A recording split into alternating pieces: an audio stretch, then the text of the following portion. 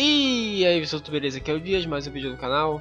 Voltando aqui para mais um vídeo de análise. Dessa vez eu vou falar de um mangá coreano, né?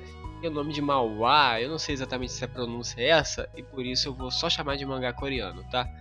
Pra eu não ficar errando muito na pronúncia. Eu fiquei com muita dúvida se eu ia trazer esse vídeo, cara, porque é um mangá meio difícil você analisar a história, porque eu posso acabar atrapalhando mais do que ajudando, entende? A história é um pouquinho complexa, então se eu falar demais eu posso acabar deixando vocês mais confusos do que ajudar. Então eu vou tentar ser superficial para ironicamente ficar mais fácil de vocês entenderem. Pois é. Antes de falar então da história, vamos com algumas informações, né? É uma webtoon que é padrão nessas obras coreanas. Ela vai por temporadas, tá? Então tem a primeira temporada, a segunda e atualmente ela tá na terceira. A terceira eu ainda não comecei a ler, então não vou falar sobre ela. Eu só gosto de ler quando termina, né? Que eu posso ler tudo de uma vez só, feito maluco. O escritor, ele tanto escreve quanto desenha, que é o Siu. Eu não sei também pronunciar o nome desse infeliz, mas é um S, um I e um U. É só isso. Uma palavra de 3 letras que eu não consigo pronunciar. Mas parabéns aí. Pra quem não tem conhecimento, né, o Manhwa, ele é... as diferenças dele para o mangá convencional é a forma de leitura, né, que ela é uma forma ocidental, ou seja, da mesma dos quadrinhos americanos, né, da Marvel, da DC. E outra característica dos Manhwa é que eles são coloridos. Só um pequeno comentário sobre a arte, é que mesmo entre as obras de mangás coreanos, a arte de Toy of God ela é um pouco distinta, tá? A arte coreana de mangás ela tem meio que um padrão e essa é um pouquinho distinta. Ela é uma coisa mais... não sei explicar, cara. Ela me faz lembrar alguns desenhos antigos da Cartoon Network, tá? Isso não é algo ruim, tá? Eu não tô dizendo isso como uma coisa ruim. É só diferente do padrão, eu gosto, tá? Porém, mesmo quem tá acostumado a ler histórias da Coreia pode achar isso aqui um pouquinho diferentona. Mas novamente, né? Só pra ficar bem claro, eu não estou falando isso pra dizer que é ruim. Não, ela é só diferente. Bom, agora eu vou tentar explicar o conceito da torre de uma resumida, né? Para que não embole vocês. Basicamente, a sinopse do jogo ele fala: o que você deseja? Dinheiro, glória, poder, vingança? Ou algo maior que tudo isso? O que quer que você deseje, isso está aqui. Bom, basicamente é isso, tá? Essa torre é basicamente um lugar onde você pode conseguir o que você quer. E as pessoas vão para lá com esse objetivo. Não foi explicado até então, tá? Como exatamente você consegue esse seu desejo. Se é no percurso, durante essa subida, se é ao chegar no último andar e vai aparecer, sei lá, tipo um Shenlong lá para realizar o seu desejo. Não é explicado. Ninguém sabe, nem quem tá lendo, nem quem tá dentro do mangá. É um negócio meio que... mas mesmo assim isso não impede ninguém de tentar subir. As pessoas continuam tentando subir e se matando para isso. Bom, basicamente, essa é uma torre meio que... digamos que o centro, né, de vários universos, vários mundos, digamos assim. É tipo um local comum entre vários mundos.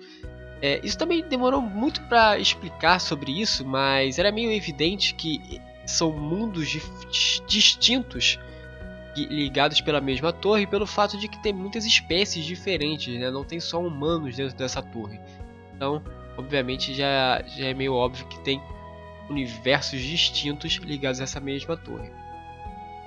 Só que essa torre ela é mais do que simplesmente um ponto de acesso para tudo, porque ela é viva, ela tem sua autoconsciência, tá?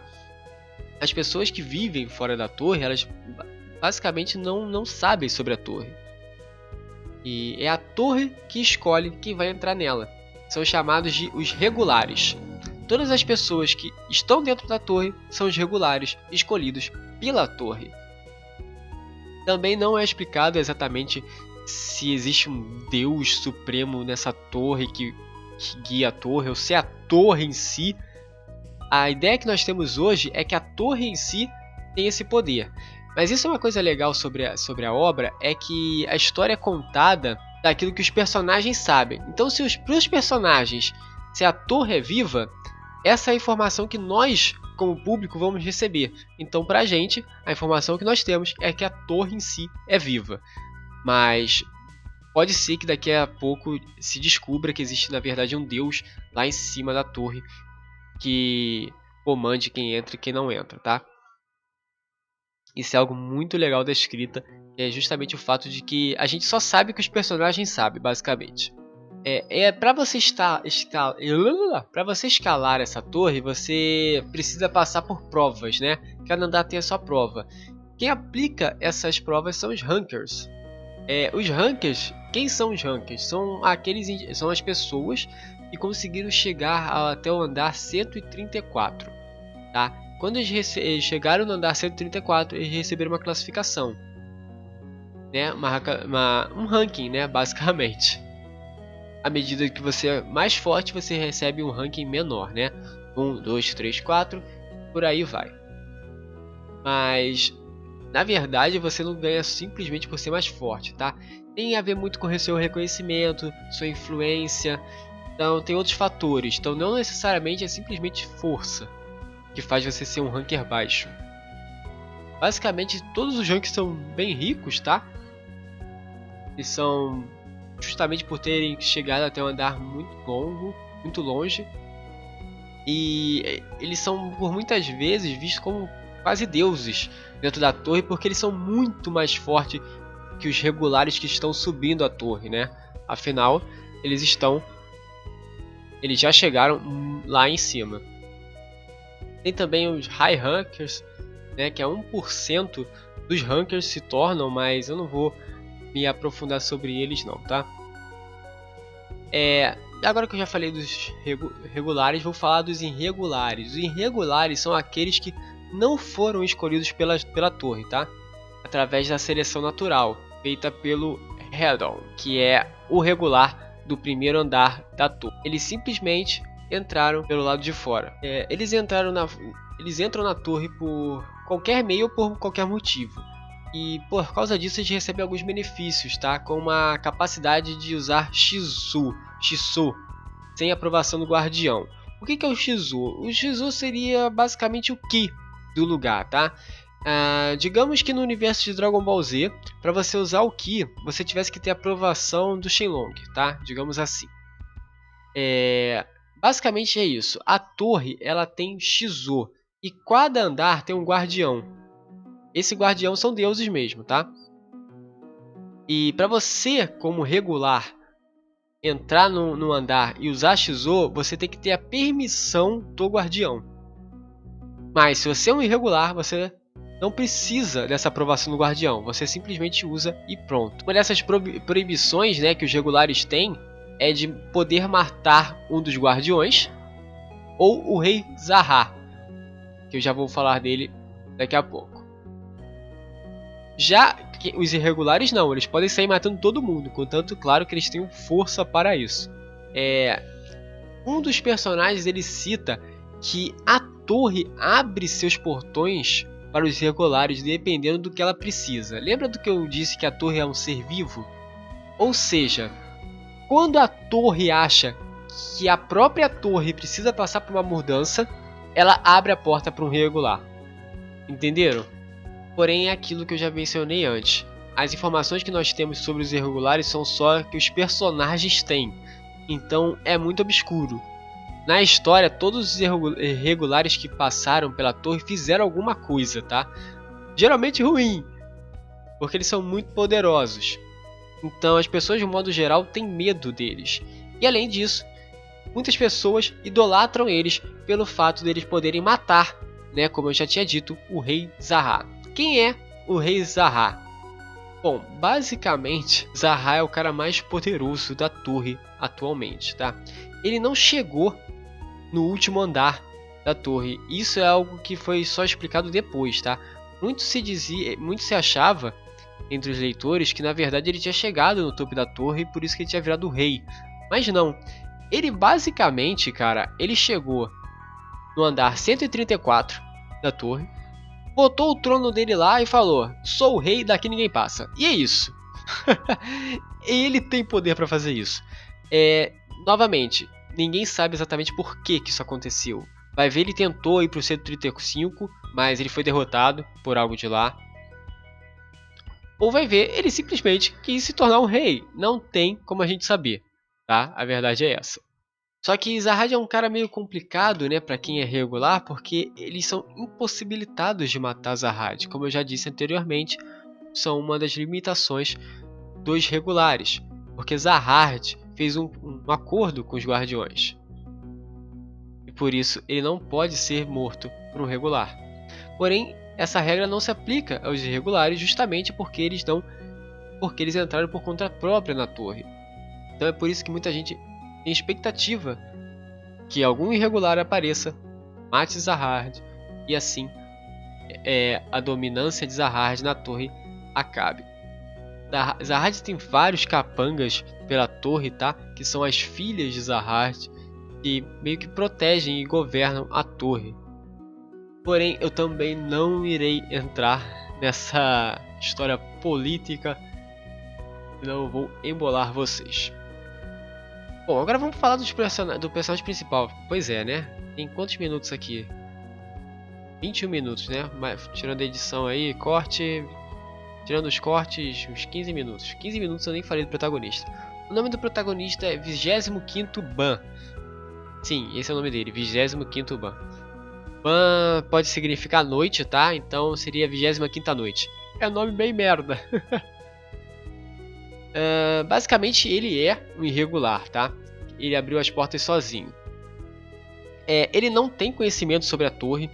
Ele simplesmente entrou para ir atrás de uma pessoa que ele conhecia que entrou na torre. Muito da história de Ban é meio obscura até. Não se sabe muito. Bastante coisa foi revelada na segunda temporada, é verdade. Mas ainda assim, não tudo. Mas basicamente ele morava numa caverna sozinho, isolado de tudo. Até ele conseguir sua primeira amiga, que foi essa que eu disse que entrou na torre como uma regular. E por essa razão, Ban simplesmente invadiu a torre. Ban não é um personagem muito forte, ele é bastante ingênuo. Ele não conhece muito sobre o mundo, até porque ele viveu numa caverna, né? A sua vida praticamente toda. Uma coisa bem interessante, cara, sobre a forma que o autor conta a história dele, é que os personagens não são deixados de lado, tá? É claro que nessa primeira temporada você fala bastante do Ban, né? Afinal, você tem que apresentar o protagonista.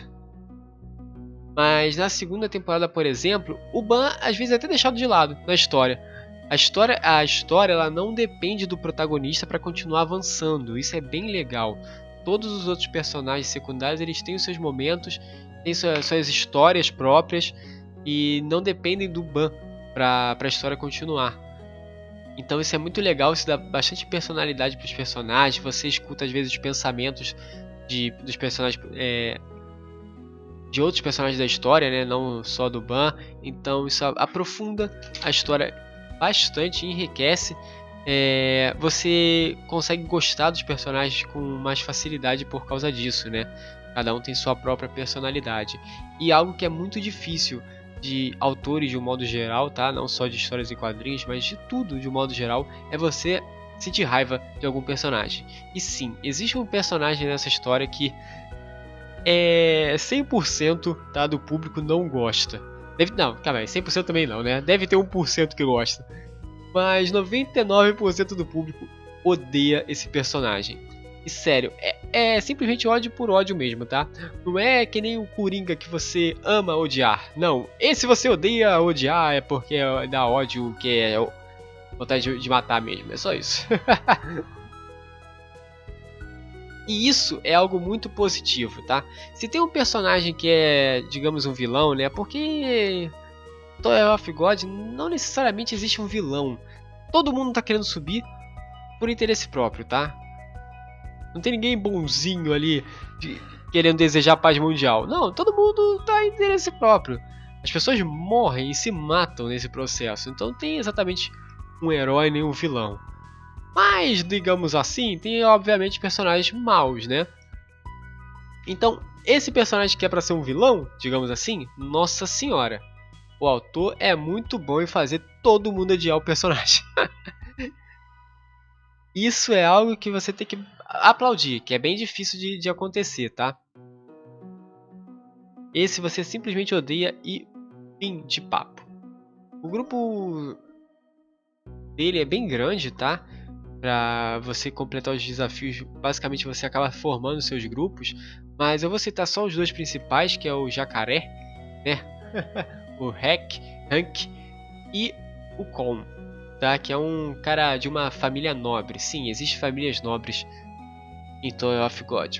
Pois é. São personagens muito carismáticos, tá? Principalmente Rank, que é um bicho que parece que chama todo mundo de tartaruga. Ele é tipo um jacaré, basicamente.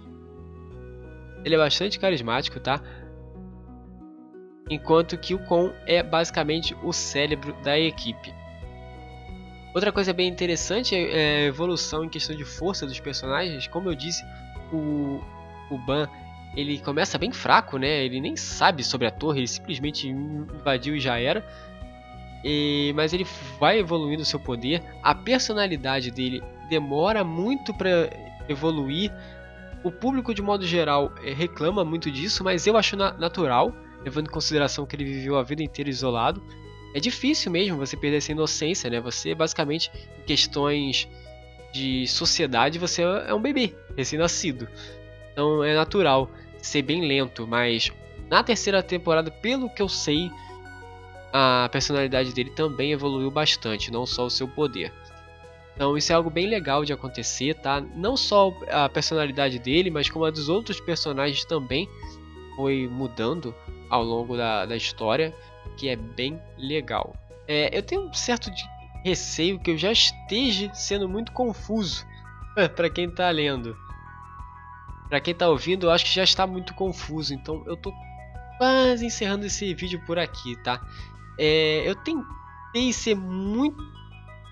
tentei ser bem breve, tá? Para ficar de uma forma fácil de compreender. Não sei se eu consegui muito bem. Como eu disse, é muito difícil, cara. É muito difícil. Mas eu juro que eu tentei. Bom, cara. A primeira temporada ela tem poucos capítulos, tá? Elas têm 80 e pouco. Ela tem 80, né? 79, na verdade. Tem um episódio extra ali. Então são 79 capítulos. Ela é bem curta e basicamente você começa a história sem entender muita coisa, tá? É basicamente como o primeiro episódio de Game of Thrones, pra quem nunca leu os livros. Que em 5 minutos eles falam 30 nomes. Basicamente é isso. Tower of God também faz essas coisas. É muito confuso quando você começa a ler. Você fica meio perdido, mas com o tempo, à medida que você vai lendo, você vai entendendo, você vai se interessando mais. É bem interessante também, como eu já disse anteriormente, a forma que o criador ele conta a história. É bem legal mesmo, cara. Bom, basicamente é isso. Eu não quero me prolongar muito para não embolar muito também. Talvez eu até tenha já embolado muito. Se vocês, sei lá, cara, quiserem mais vídeos sobre Tower of God, deixe nos comentários aí que eu faço outro. Tem muita coisa para contar sobre a história e tal. Muitas teorias também que tem sobre a história, né? Afinal, é uma obra que abre muito espaço para teoria. Justamente que as informações são meio vagas às vezes. Mas é isso, eu vou encerrar esse vídeo por aqui. Um grande abraço a todos vocês. Beleza então, falou e até mais.